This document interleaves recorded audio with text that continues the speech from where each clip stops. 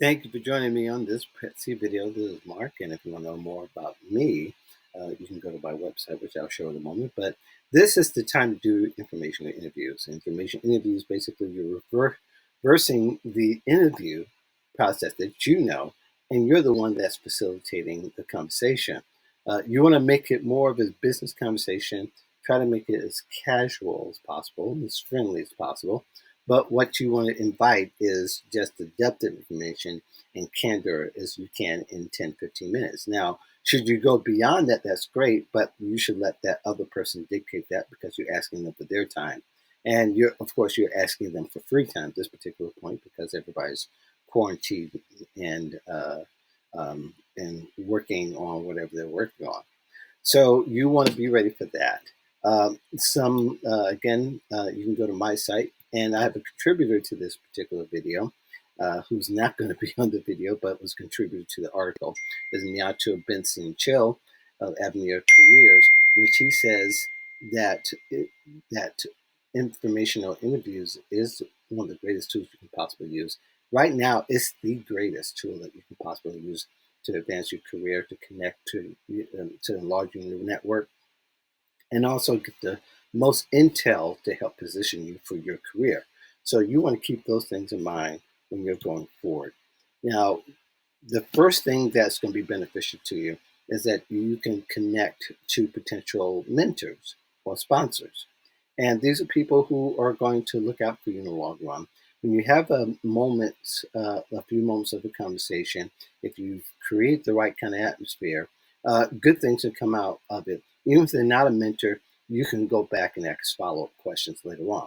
But basically asking for 10, 15 minutes of time, someone who's willing to extend that and want to give you more as much as possible, that's going to be most beneficial to you.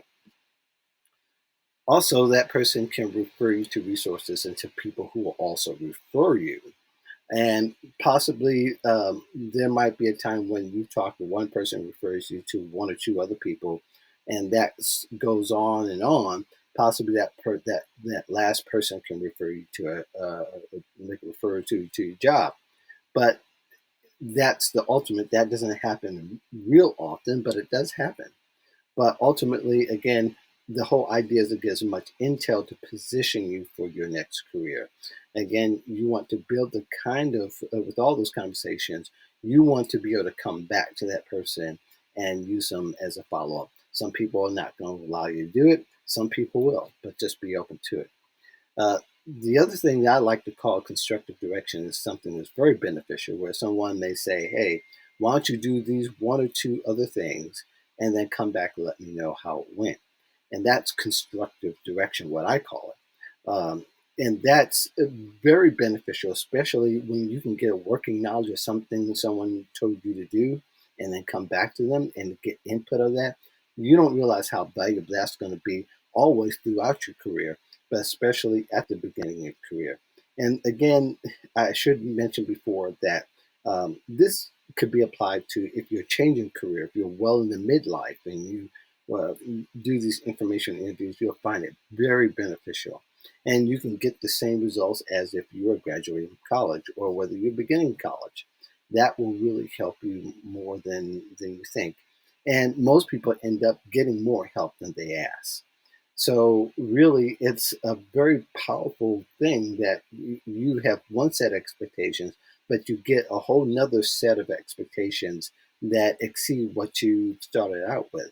That helps you even more to position yourself in your career.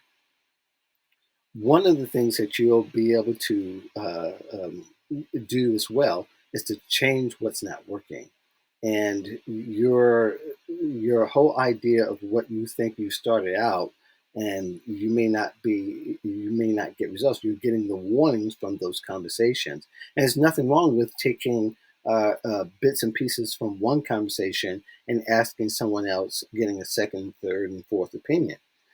Maybe there might be some questions like that. But again, you want to consider their time and your time, and but ultimately, to change something that's not working to something that'll work is way too valuable. Finally, you can get encouragement And if you built the right kind of atmosphere, in environment in that discussion, you can also get the candor.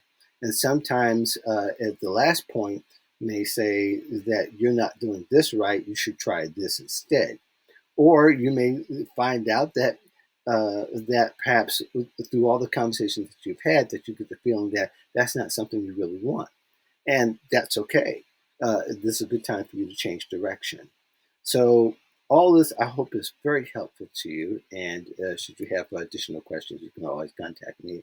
My name is Mark Anthony Dyson. I'm the voice of job seekers. Thanks for choosing this Prezi video. Of course, there's lots of other Prezi videos that are focused on remote working, and especially specific to the COVID virus that we're all dealing with. I hope that you're all at home, staying safe, and that your family as well.